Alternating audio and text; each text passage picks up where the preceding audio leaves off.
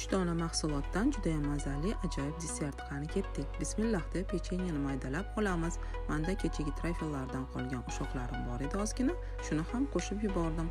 Aytgancha bizda har kuni svejiy trayfellarimiz nalichida bo'ladi. Banan malinali va olchaligi bor. Zakaz berishingiz mumkin.